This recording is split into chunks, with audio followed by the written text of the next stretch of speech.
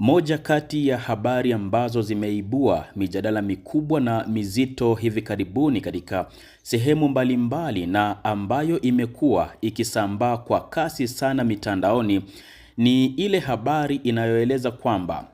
serikali ya Tanzania imepewa siku 30 na kikundi cha mawaziri cha Jumuiya ya Madola yani CMAG kutatua suala la kuzuiliwa kwa mwenyekiti wa Chama cha Demokrasia na Maendeleo Chadema Taifa Tundu Antipas Lissu kupitia njia za kisiasa na kisheria na kuwaachia huru watu wengine wanaoshikiliwa kwa sababu ya kutumia kile kinachotajwa na jumuiya hiyo kama haki zao kwa amani. Maelekezo hayo yametolewa siku ya Julai 10 mwaka wa 2026. Ni maelekezo ya kutatua suala la kuzuiliwa kwa mwenyekiti wa chama cha Chadema Taifa Tundu Lissu kupitia njia za kisiasa na kisheria na kisha kuwaachia huru watu wengine wanaoshikiliwa kwa sababu ya kutumia kile ambacho jumuiya hiyo imekitaja kama haki zao kwa amani. Maelekezo hayo kama ambavyo nimekueleza yametolewa siku ya tarehe 10 ya mwezi Julai mwaka huu wa 2026 katika mkutano wa pamoja wa dharura wa CMAG ulioambatana na kutolewa tamko hilo ambalo limetaka pia kufanyika kwa jukwaa la mashauriano linaloshirikisha vyama vyote vya siasa Tanzania ndani ya siku 90 ili kujadili mageuzi ya mfumo wa uchaguzi, ushindani wa kisiasa, masuala ya mahabusu na uwajibikaji, na ndani ya siku 60 irejeshe uhuru kamili wa matumizi ya mitandao ya kijamii. CMAG pia imeamua kuendelea kuiweka Tanzania kwenye agenda yake rasmi, ikisema pamoja na hatua chache zilizopigwa tangu maamuzi ya mkutano wake wa Disemba 5 mwaka wa 2025, bado yapo maeneo muhimu ambayo hayajatekelezwa. Kikundi hicho kimetaka kuondolewa kwa vikwazo vinavyohusu uhuru wa kukusanyika, kujieleza, shughuli za asasi za kiraia na vyombo vya habari, kufanyika kwa mazungumzo ya kisiasa kati ya vyama, pamoja na kuwepo kwa uwajibikaji kwa wahusika wa matukio ya vurugu na fidia kwa waathirika pale inapostahili. Hata hivyo, serikali ya Tanzania kupitia kauli za viongozi wake wa ngazi ya juu imekuwa ikisisitiza mara kadhaa kuwa haiwezi kuingilia mwenendo wa shauri la Tundu Lissu kwa kuwa swala hilo liko mahakamani. Wamekuwa wakieleza kuwa Tanzania ni nchi huru na yenye mamlaka kamili ya kujiamulia mambo yake ya ndani, hasa utawala wa nchi, utekelezaji wa sheria na masuala ya ndani ambayo yanaendeshwa kwa mujibu wa katiba na sheria za Tanzania bila kushinikizwa au kuamuliwa na mataifa au taasisi za nje. Tanzania imekuwa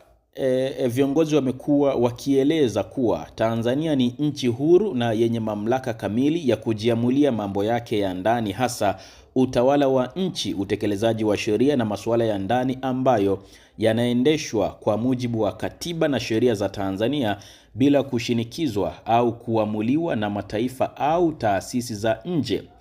Tamko hilo limekuja baada ya mkutano huo kupokea ripoti ya katibu mkuu wa Jumuiya ya Madola kuhusu ziara ya mjumbe wake maalum nchini Tanzania ambaye anafahamika kwa jina la Dr. Lazarus Makathi Chakwera, rais mstaafu wa Malawi. Ripoti ya mwezi wa 4 mwaka huu wa 2026.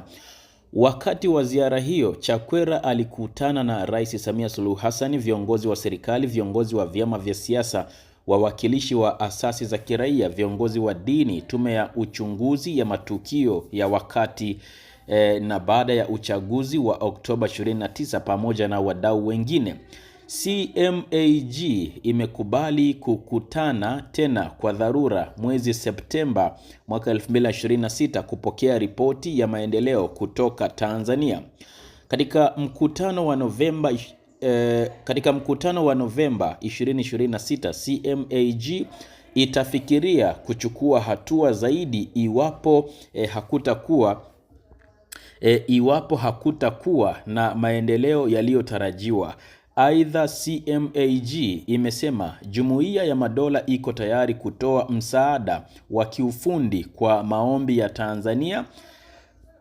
na itaendelea kushirikiana na Umoja wa Afrika yani AU, SADC, EAC na Umoja wa Mataifa yani UN. Hii ni habari ambayo imekuwa mbele ikitikisa vichwa vingi vya habari, ambapo Jumuiya ya Madola imeipatia serikali ya Tanzania siku 30 kumwachia Tundu Antipas Lissu, lakini pia kama ambavyo nimekuambia kuna siku 90 hapo za kutekeleza mambo ambayo wameyataja, lakini pia kuna siku 60 kwa ajili ya kutekeleza pia mambo ambayo wameyataja pia. Nitakukumbusha kwamba katika ripoti ya tarehe 3 ya mwezi huu na mwaka huu, wito wa kumwachia huru mwenyekiti wa Chadema Tundu Lissu uliendelea kuongezeka baada ya kutimiza takriban siku 450 akiwa mahabusu, huku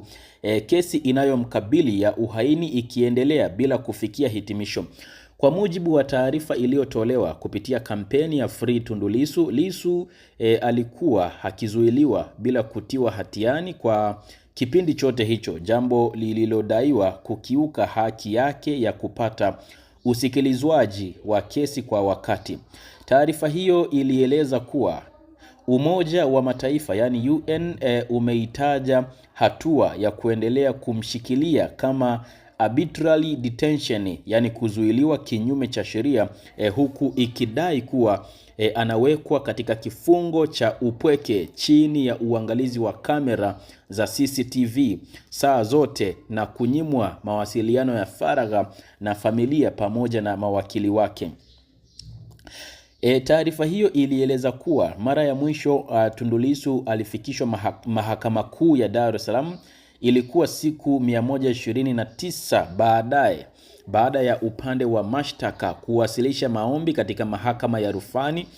tarehe 24 ya mwezi wa pili mwaka 2026. Mwenendo wa kesi katika Mahakama Kuu ulisimamishwa kwa muda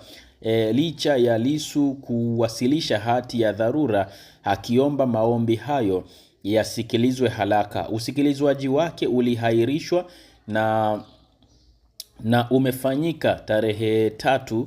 Julai 2026 katika mahakama ya rufani. Aidha, taarifa hiyo ilisema hali ya Tundu Lissu imeibua mijadala mipana kuhusu utawala wa sheria, uhuru wa mahakama na haki za binadamu nchini Tanzania. Inaeleza kuwa kwa zaidi ya miaka 20 Tundu Lissu amekuwa akikabiliwa na changamoto kutokana na shughuli zake za kisiasa na utetezi wa demokrasia, huku ikikumbusha tukio la mwaka 2017 alipopigwa risasi na kunusurika. Kwa mujibu wa taarifa hiyo, tarehe 17 ya mwezi wa 6 2026, kamati ya Seneti ya Marekani ya mahusiano ya nje iliidhinisha muswada unaotaka mapitio ya mahusiano kati ya Marekani na Tanzania kufuatia madai ya kudorora kwa demokrasia na kuongezeka kwa vurugu za kisiasa. Siku iliyofuata bunge la Ulaya lilipitisha azimio likiitaka tume ya Ulaya kuondoa pendekezo la ufadhili kwa Tanzania la euro milioni 156. Kupitia taarifa hiyo, waandaaji wa kampeni hiyo walitoa wito wa kuachiwa huru mara moja na bila masharti kwa Tundu Lissu pamoja na kutekelezwa kwa mapendekezo ya kikosi kazi cha Umoja wa Mataifa kuhusu suala hilo. Pia waliwahimiza wananchi kuendelea kuzungumzia kesi hiyo na kuunga mkono kampeni ya #FreeTunduLissu.